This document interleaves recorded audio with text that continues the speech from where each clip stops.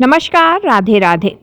धार्मिक मान्यताओं के अनुसार होलिका अष्टक के दौरान हर तरह के शुभ और मांगलिक कार्य वर्जित माने गए हैं। होलिका अष्टक प्रारंभ होते ही प्राचीन काल में होलिका दहन वाले स्थान की गोबर, गंगाजल आदि से लिपाई की जाती थी और वहां पर होलिका का डंडा लगा दिया जाता था, जिनमें एक होलिका और दूसरे को प्रहलाद माना जाता था।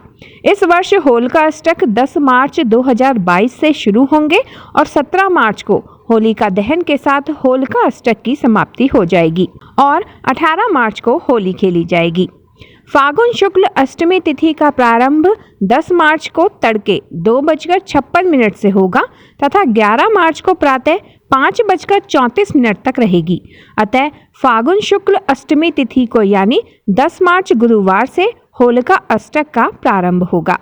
इस वर्ष फागुन पूर्णिमा तिथि का प्रारंभ 17 मार्च 2022 दिन गुरुवार को दोपहर 1:29 से होगा और 18 मार्च शुक्रवार को दोपहर 12:47 तक यह तिथि मान्य होगी। ऐसे में फागुन पूर्णिमा 17 मार्च की होगी तथा इसी दिन होलिका दहन के साथ होलिका अष्टक भी समाप्त हो जाएंगे। इन 8 दिन तक कोई भी मांगलिक कार्य नहीं किए जाते क्योंकि ये 8 दिन अपशगुन माने जाते हैं। धर्म और ज्योतिष शास्त्र के अनुसार हर खास कार्य में शुभ मुहूर्त का विचार करना बहुत ही आवश्यक होता है। यदि कोई भी कार्य शुभ मुहूर्त में किया जाता है तो वो उत्तम फल प्रदान करने वाला होता है। दरअसल होली आने से पूर्व सूचना हमें होलिका अष्टक से प्राप्त होती है। इसी दिन से होली पर्व के साथ साथ होलिका दहन की भी तैयारी शुरू हो जाती है। ज्योतिष शास्त्र की माने तो होलिका अष्टक के दौरान सभी ग्रह उग्र स्वभाव में रहते हैं, जिसके कारण शुभ कार्यों का अच्छा फल नहीं मिल पाता। माघ पूर्णिमा से होली की तैयारी शुरू हो जाती है। होलिका अष्टक प्रारंभ होते ही 2 डंडों को स्थापित किया जाता है, जिसमें एक होलिका का प्रतीक होता है और दूसरा प्रहलाद से संबंधित होता है।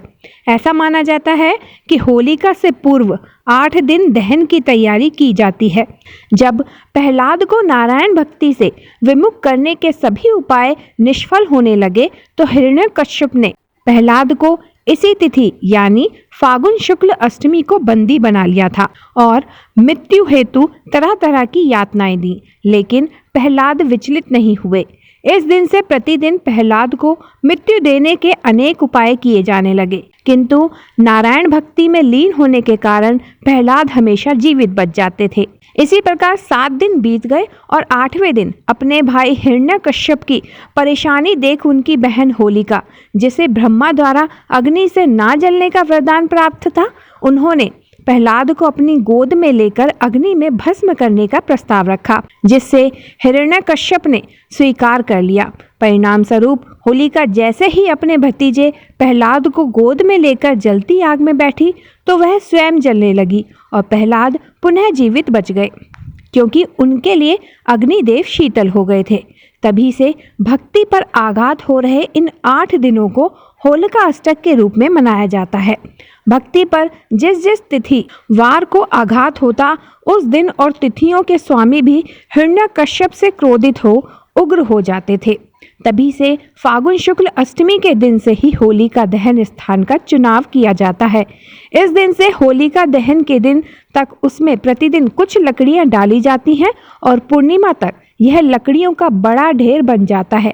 पूर्णिमा के दिन शुभ मुहूर्त में अग्निदेव की शीतलता एवं स्वयं की रक्षा के लिए उनकी पूजा करके होलिका दहन किया जाता है।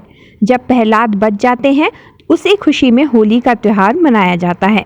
धार्मिक मान्यताओं के अनुसार होलिका अष्टक के दौरान अष्टमी को चंद्रमा, नवमी को सूर्य, दशमी को शनि, एकादशी को शुक्र, द्वादशी को गुरु, त्रयोदशी को बुध, चतुर्दशी को मंगल और पूर्णिमा को राहु ग्रह उग्र स्वभाव में रहते हैं। इन सभी ग्रहों के उग्र होने की वजह से मनुष्य के निर्णय लेने की क्षमता कमजोर हो जाती है, जिसके कारण कई बार उससे गलत फैसले भी हो जाते हैं, जिसके कारण हानि की आकांक्षा बढ़ जाती है। ज्योतिष के अनुसार जिनकी कुंडली में नीच राशि के चंद्रमा और वृश्चिक राशि के जातक या चंद्र 6ठे या 8वें भाव में हैं, उन्हें इन दिनों अधिक सतर्क रहना चाहिए। अतः होली से पहले ये 8 दिन अशुभ माने जाते हैं। ग्रंथों में उल्लेख मिलता है कि भगवान शिव की तपस्या को भंग करने के अपराध में कामदेव को शिवजी ने फागुन की अष्टमी में भस्म कर दिया था। कामदेव की पत्नी रति ने उस समय क्षमा याचना की और शिवजी ने कामदेव को पुनः जीवित करने का आश्वासन दिया। इसी खुशी में लोग रंग खेलकर होली यानी कि दुल्हनडी का पर्व मनाते हैं। तो आशा करती हूँ मेरे द्वारा दी गई जानकारी आपके लिए महत्वपूर्ण होगी। वीडियो पसंद आए तो वीडियो को लाइक करें, शेयर करें और चैनल को जरूर सब्सक्राइब करें। नमस्कार, धन्यवाद, राधे राधे।